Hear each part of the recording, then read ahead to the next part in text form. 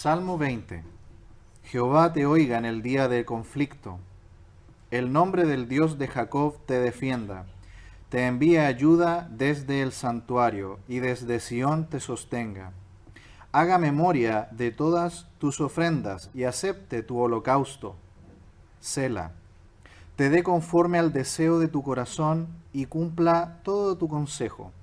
Nosotros nos alegraremos en tu salvación y alzaremos pendón en el nombre de nuestro Dios. Conceda Jehová todas tus peticiones. Ahora conozco que Jehová salva a su ungido, lo oirá desde sus santos cielos, con la potencia salvadora de su diestra. Estos confían en carros y aquellos en caballos, mas nosotros del nombre de Jehová nuestro Dios tendremos memoria. Ellos flaquean y caen, mas nosotros nos levantamos y estamos en pie. Salva Jehová, que el Rey nos oiga en el día que lo invoquemos. Bien, en esta noche vamos a ver que nuestras batallas deben ser encomendadas en comunión y oración a Dios. Este es un salmo que, si lo han notado, el pueblo de Israel está congregado alrededor del tabernáculo, en el monte Sión o en el monte Moriah, están congregados el pueblo, pero también el ejército, y también está el rey David allí delante de los sacerdotes. Y los sacerdotes, posiblemente en la voz del sumo sacerdote, está elevando esta oración en favor de David, y luego es David, en el resto de los versículos casi finales, el que habla aparentemente. Se ofrece un sacrificio de ofrendas y también un sacrificio de holocausto. ¿Para qué? Para que cuando el pueblo de Israel salga a la guerra, Dios pueda estar con ellos. Así que este salmo estaba cantado y orado en el momento previo a una guerra del ejército de Israel. Y es para pedir entonces a Dios la victoria en medio de un peligro nacional. Recordemos que desde Génesis capítulo 3, versículo 15, cuando Satanás sabe que de la simiente de la mujer vendrá el Mesías, Satanás siempre ha tratado de destruir el linaje del Mesías. Si usted recuerda, hace poco esta semana estábamos leyendo en casa el libro de Génesis y vimos que cuando Dios le da a Abraham la promesa de que de su simiente vendría el linaje que traería la salvación al mundo, de inmediato un grupo de pueblos le declararon la guerra a otros, en los cuales Lot, su sobrino, estaba involucrado, y recuerdan que se lo llevan a Lot, se lo llevan prisionero. Y Abraham tiene que organizar un ejército con su familia. Logró juntar 300 hombres para ir a rescatar a Lot. En esa batalla Abraham pudo resultar muerto, ¿no es así? Y la línea genealógica del Mesías estaba en Abraham. Y así, a través de toda la Biblia, usted va a ver que siempre el nacimiento del Mesías, el linaje del Mesías, siempre ha estado en peligro. El faraón trató de matar a todos los niños del pueblo de Israel. Y también en el mismo tiempo que nació Jesús, Herodes trató de matar también a todos los niños. Y aquí tenemos entonces un pueblo pagano, quizás son varios, que se han levantado en guerra contra el pueblo de Israel. El pueblo de Israel se está defendiendo. El pueblo de Israel, a menos que Dios le indique al pueblo de Israel que vayan en batalla, es siempre el pueblo de Israel quien está repeliendo ataques. Este salmo está dirigido al director de alabanza, dice ahí el subtítulo que es parte del texto hebreo original, al músico principal, Salmo de David. Parte diciendo: Jehová te oiga en el día de conflicto, el nombre del Dios de Jacob te defienda. ¿Recuerdan la imagen? Están los sacerdotes y probablemente es el sumo sacerdote quien lleva la voz y está intercediendo ante Dios por el ejército y por su pueblo. Aquí no es David el que está pidiendo esto, sino que está en la voz del sumo sacerdote. Y cuando nosotros pensamos en trayéndolo a nuestra vida ahora, ¿no? Nosotros no somos Israel. Israel y la iglesia son dos planes distintos, son dos pueblos distintos, pero sí algo que tenemos parecido es que nosotros también estamos siempre librando una lucha. Sin duda no es una lucha cuerpo a cuerpo, física, es una lucha espiritual. También estamos siempre librando una lucha. Nosotros como iglesia, como pueblo de condición celestial, no tenemos realmente un arraigo a una nacionalidad. Lo digo porque en muchas iglesias como la nuestra, habemos personas de muchas naciones distintas, de muchos países distintos. Y probablemente nuestras historias tienen encuentros y desencuentros. Pero aquellas cosas por ningún motivo debieran presentar un motivo para que entre nosotros haya rivalidades. Porque la Escritura dice que la iglesia tiene una patria, ¿dónde? Nosotros tenemos una patria celestial. Nuestra patria terrenal ha quedado atrás y va a quedar atrás. Nuestra meta, nuestros ojos somos una familia en Cristo y estamos luchando juntos por el Evangelio. Nuestra batalla es espiritual. Debemos glorificar a Dios predicando el Evangelio y enseñando la palabra de Dios a los creyentes. Y en ese día de conflicto, Dios también nos oye. El nombre del Dios de Jacob te defienda, dice a continuación. ¿Por qué dice el Dios de Jacob? Ya que después, si usted lo notó, después en el versículo 7 menciona el nombre de Jehová, del cual hay que tener memoria. Si nosotros recordamos un poco la historia de Jacob, recuerdan que David también fue perseguido bastante tiempo por Saúl para ser muerto. Y fue parecida a la vida de Jacob. Recuerdan que él con su hermano Esaú tuvieron un problema y Esaú por bastante tiempo también lo estuvo buscando para matarlo. Jacob tuvo que huir por bastante tiempo hasta que llegó el momento en que Esaú lo encontró y logró juntar ni más ni menos que 400 soldados para poder matar a su hermano con toda su familia.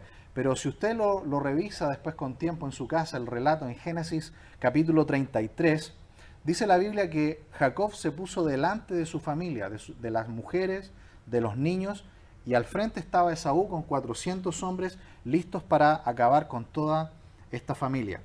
Pero Jacob empezó a acercarse con reverencias hacia su hermano, y cuando llegó delante de Esaú, la Biblia dice que Esaú lo abrazó, lloró y se reconciliaron. Ahí está el Dios de Jacob defendiendo no solamente a un ejército, sino a toda una familia. El Dios de Jacob es aquel Dios que defiende de la destrucción inminente a la familia. Lo mismo pasó cuando Jacob estuvo luchando con aquel ángel, ¿lo recuerda? En Génesis 32. Luchó con el ángel de Dios y la Escritura dice: has vencido. Luchaste con los hombres y luchaste con el ángel de Dios y has vencido. Allí en Génesis capítulo 35 también se nos dice una cosa más acerca de Jacob y su relación con Dios.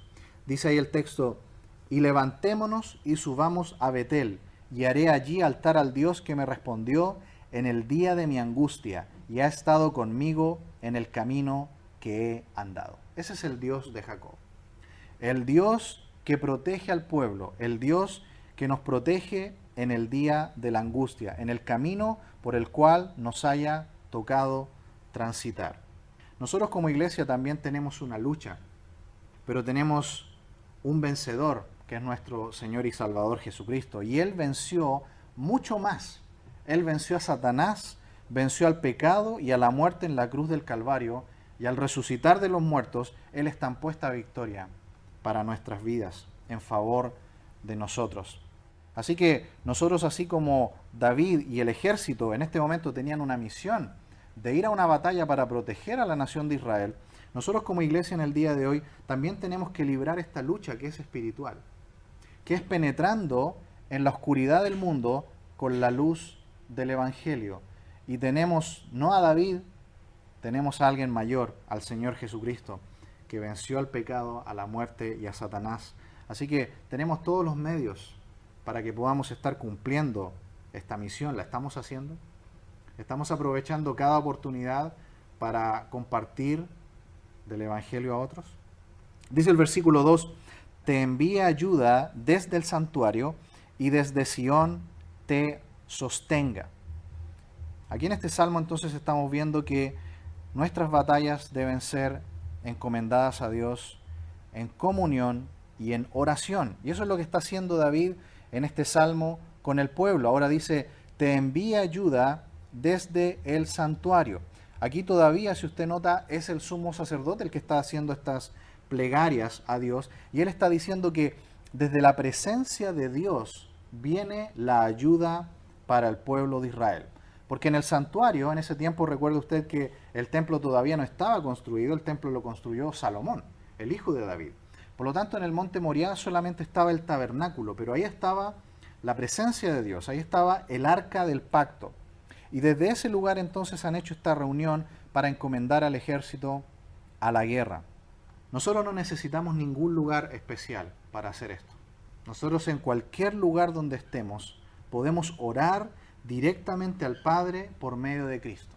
Eso dijo el Señor Jesús, que Él es el camino al Padre. Él es el camino directo al Padre. También el apóstol Pablo explica que el único mediador entre Dios y los hombres es Jesucristo hombre. Nosotros en medio de nuestras batallas podemos ir directamente al Padre por medio de Cristo para encontrar la sabiduría, para saber cómo librar aquella batalla. Y desde Sión te sostenga. Ahí está la cita, ¿no? El monte Sión es el monte Moriah, donde está ubicado el tabernáculo y más tarde habría de estar el templo. Nosotros no necesitamos ir otra vez a ningún monte, ni siquiera necesitamos apartarnos. Podemos en cualquier lugar donde estemos orar y no se necesita ninguna posición especial del cuerpo. El Señor oye nuestras oraciones donde sea que estemos. Versículo 3. Haga memoria de todas tus ofrendas y acepte tu holocausto. Notan que aquí David introduce un elemento en el Salmo que tiene que ver con un sacrificio de holocausto. El sacrificio de holocausto es el sacrificio donde se derramaba una víctima animal, se derramaba la sangre del animal y era para expiación de pecado. Lo ha leído en el Pentateuco, está todo detallado, muy estipulado, cómo debía ser todo este sistema de sacrificios. Solo los sacerdotes podían hacer los sacrificios. Pero cuando llegamos ahora a nuestra realidad como iglesia, vemos que no necesitamos hacer ninguno de estos rituales. En el Señor Jesucristo, todos estos sacrificios que ellos tenían que hacer y que estaba limitado solamente para el sumo sacerdote, nosotros directamente por el sacrificio y la ofrenda de Cristo podemos ir en oración al Padre y confesar nuestros pecados. En medio de las batallas que estamos librando en nuestra vida, tenemos que acercarnos al Señor en primer lugar en oración y confesar nuestra maldad, apartarnos de todo pecado, para que el Señor obre en medio de la batalla que estemos librando. Porque recordemos una cosa, el Señor es bueno, es misericordioso, Él puede obrar a pesar de nosotros.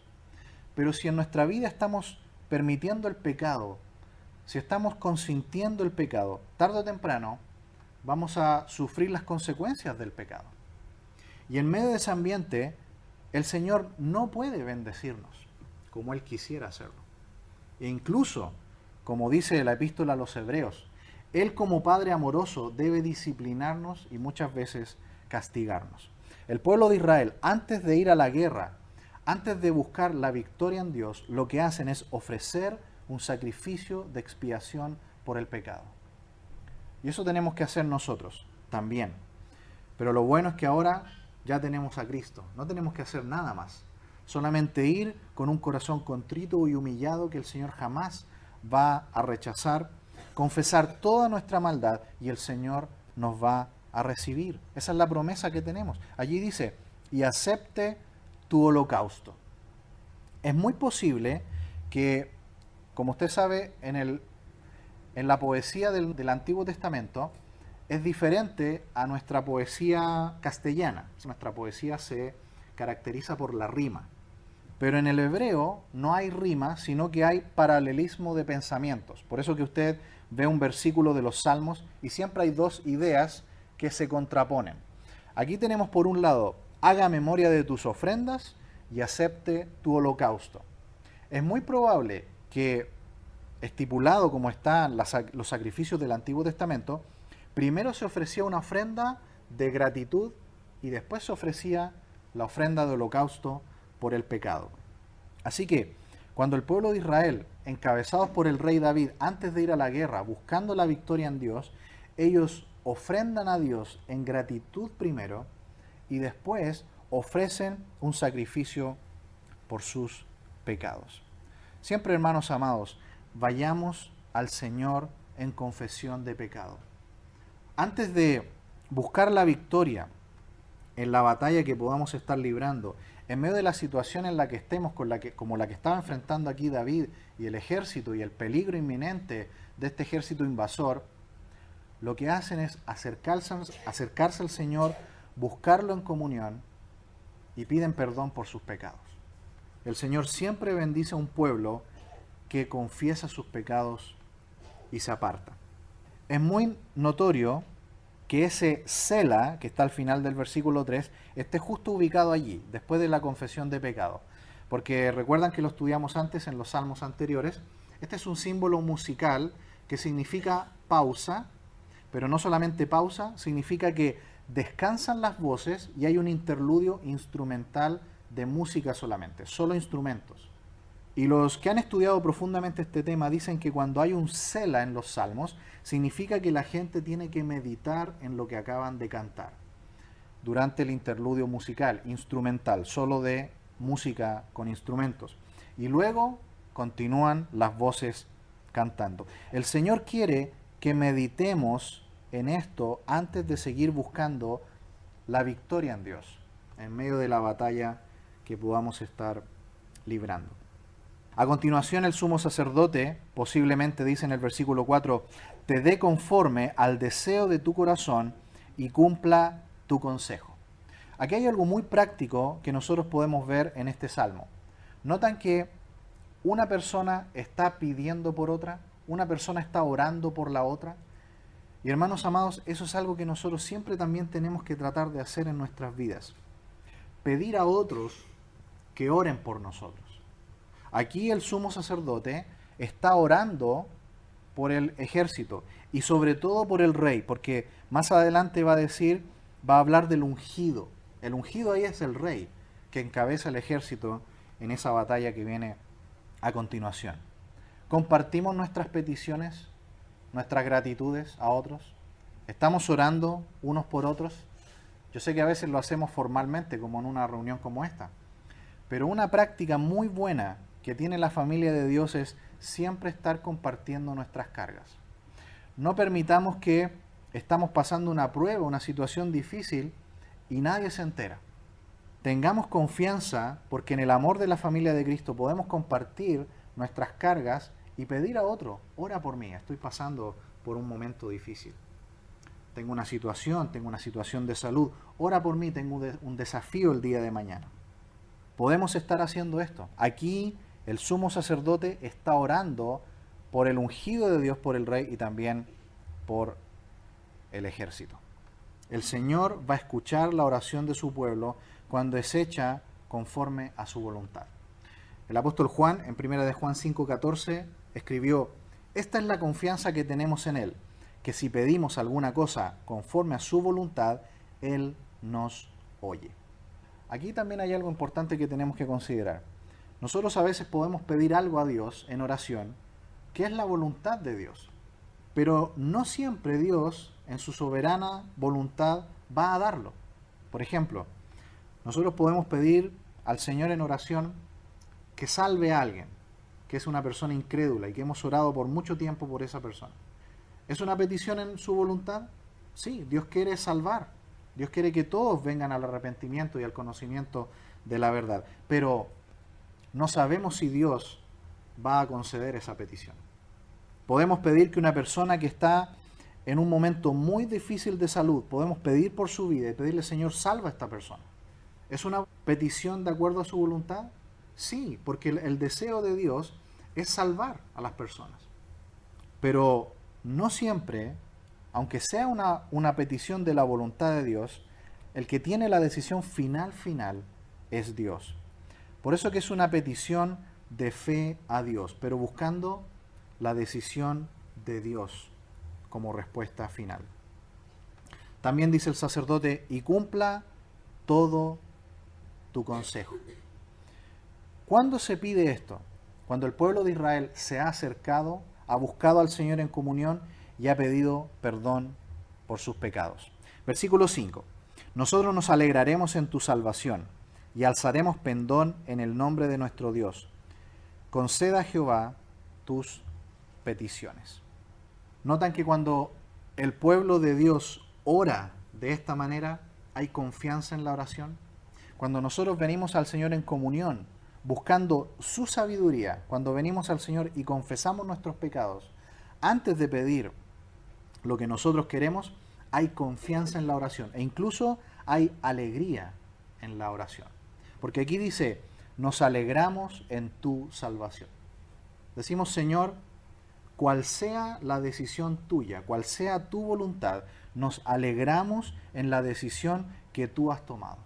Padre, nosotros te pedimos esto, bendícenos, danos la victoria en esta batalla. Pero eso no significa necesariamente que iban a tener la victoria.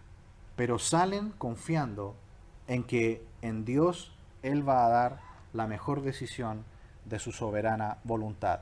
No solamente hay alegría cuando oramos así y buscamos al Señor así en nuestras batallas, dice, alzaremos pendón en el nombre de nuestro Dios. No solamente hay confianza, hay alegría, cuando sentimos que la poderosa mano del Señor está con nosotros en esta batalla, dice ahí, levantamos bandera de guerra. Es decir, vamos a actuar con la confianza de que Dios está con nosotros. Y cual sea la resolución de lo que esté pasando, al final vamos a glorificar a Dios, vamos a agradecer a Dios porque lo que haya decidido Dios es lo mejor. Su plan y su propósito son lo mejor. Conceda a Jehová tus peticiones. Con esa confianza en la voluntad de Dios, es que el pueblo de Dios está adorando y orando en el momento previo a salir a la batalla. Versículo 6. Ahora conozco que Jehová salva a su ungido, lo oirá desde sus santos cielos, con la potencia salvadora de su diestra. Al parecer, el sacrificio de holocausto ya se ha consumido, todo el sacrificio se ha quemado completamente, y en ese momento el sacerdote dice, Jehová va a salvar a su ungido. Aquí, al vivir, si usted se fija, con este conocimiento de lo que Dios ha hecho por nosotros en Cristo, en nuestra salvación, nosotros podemos ir con una mayor conciencia de que Dios está con nosotros. Cuando nosotros empezamos a hacer las cosas a nuestra manera, con nuestras fuerzas, con nuestro criterio, nos empezamos a ser cada vez más conscientes de nosotros mismos y del mundo. Pero nos empezamos a ser menos conscientes de Dios y nos empezamos a olvidar más de Dios y empezamos a actuar sin la bendición de Dios. Aquí vemos que cuando el pueblo de Israel y David y los sacerdotes ofrecieron esta alabanza a Dios y este sacrificio a Dios, dicen, todo el poder y toda la capacidad para enfrentar esta situación está en Dios, no en nosotros. No está en nuestra capacidad, está en Dios. Él lo oirá, dice allí, desde sus santos cielos, con la potencia salvadora de su diestra. Cuando el pueblo de Dios busca al Señor en medio de una batalla, confiesa sus pecados, le busca en comunión, se rinde al plan y a la voluntad de Dios. Cuando nosotros no hacemos eso, vamos a empezar a hacer las cosas a nuestra manera. Vamos a empezar a usar nuestra sabiduría, nos vamos a revelar a la voluntad de Dios. Recordemos, hermanos amados, que nosotros debemos acercarnos a Dios como Él pide que nos acerquemos, no como nosotros pensamos que debemos acercarnos. No importan nuestras buenas intenciones.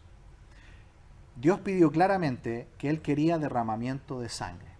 ¿Y el pueblo de Israel qué hizo? Ofreció un holocausto. Nosotros tenemos la sangre de Cristo y a Él tenemos que acudir en estas circunstancias. Al contrario, mire los pueblos paganos lo que hacían. Los pueblos paganos que venían a atacarlos, ¿en qué confiaban? En sus carros y en sus caballos. Dice el versículo 7, estos confían en carros y aquellos en caballos, mas nosotros del nombre de Jehová nuestro Dios tendremos memoria. ¿Se acuerdan el faraón egipcio persiguiendo al pueblo de Israel? ¿Qué le pasó a todos sus carros, soldados y caballos? ¿Dónde quedaron? De la manera más increíble, el pueblo de Israel sin ningún arma, solamente con el poder de Dios. todo el ejército egipcio pereció debajo de las aguas del Mar Rojo. Aquí este ejército que viene a atacar a Israel, dice, ellos confían en su armamento. Tienen un armamento poderoso muy posiblemente, porque si usted recuerda la historia, en Deuteronomio capítulo 17, habían algunos mandamientos para los reyes. Y una de las cosas que Dios le prohibía a los reyes era tener muchos caballos, ¿recuerdan? En Deuteronomio capítulo 17. ¿Para qué? Para que el pueblo de Israel no confiara en sus armas y en el poder de sus armas, en tener muchos carros, muchas espadas, muchos caballos y carros, etc. Sino que confiaran en Dios para sus batallas. La cita es Deuteronomio 17:16. Dios le pide al rey, para él no se aumentará para sí caballos. No debían aumentarse caballos.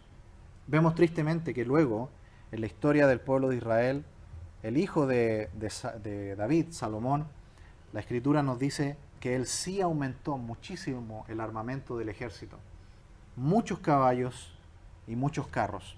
Pero esto lamentablemente trajo no bendición, sino problemas y la división de la nación de Israel. Mas nosotros del nombre de Jehová nuestro Dios tendremos memoria. ¿Qué es lo que quiere Dios en nosotros y en ese momento para el pueblo de Israel en medio de la batalla que iban a librar? Que en sus mentes estuvieran brillando las promesas de Dios. No la fuerza nuestra, no la fuerza de nuestros caballos y de nuestras armas humanas, sino glorificar a Dios en medio de la batalla que estemos librando. Versículo 8. Ellos flaquean y caen, mas nosotros nos levantamos y estamos en pie. ¿Qué le iba a pasar a los enemigos de Israel? Iban a caer, porque no tienen el apoyo que tiene Israel, que es Dios. Ellos finalmente iban a caer y serían derrotados. Mas nosotros nos levantamos y estamos en pie. Esa es la confianza que tienen los hijos de Dios cuando van al Señor en comunión, le buscan, confiesan sus pecados y de esa manera enfrentan la batalla que tienen por delante. Solamente así, con esa confianza, vamos a resistir y vamos a permanecer en medio de la prueba que estemos viviendo. Y termina así el Salmo. Salva a Jehová, que el Rey nos oiga en el día que lo invoquemos. Esa expresión salva es Hosana. ¿La recuerdan? Aparece en el Nuevo Testamento. Hosana. Hosana significa oh sálvanos. La petición final que debía hacer el pueblo de Dios a su Dios es Señor, sálvanos. Vamos a la batalla, no sabemos con qué nos vamos a encontrar, pero Señor, tú sálvanos. Ellos tienen quizás más armamento que nosotros. Nosotros te tenemos a ti, que es más importante. Y para nosotros en el día de hoy es lo mismo. Nos reunimos para ofrecer sacrificios espirituales a Dios. Son sacrificios ahora espirituales. Nos reunimos para adorarlo y para adorarlo. Y en ese espíritu le pedimos al Señor, Señor, ayúdanos en lo que tenemos que enfrentar ahora que salgamos de aquí, de este templo, para la situación que estamos enfrentando. En comunión y en oración tenemos que enfrentar la batalla que estemos librando. Porque ¿quién nos va a oír? El Rey. No sé si usted lo tiene ahí en su Biblia. La palabra Rey está con mayúscula en su Biblia. ¿Sabe por qué los traductores decidieron eso? Porque como es un paralelismo, el versículo hay paralelismo de pensamiento. Jehová es el Rey. El Rey que se está hablando ahí no es David, no es el ungido del versículo 6. El Rey del versículo 9 es Dios. Es Dios. Él es el que nos va a librar. Él va a escuchar nuestra invocación. Si vamos a Él en comunión y oración, Él va a ayudarnos en medio de la batalla que estemos librando. Confesemos nuestros pecados, acerquémonos en oración, busquémosle en comunión y dejemos de lado nuestros caballos y carros y permitamos que sea Él el que nos guíe. Vamos a orar.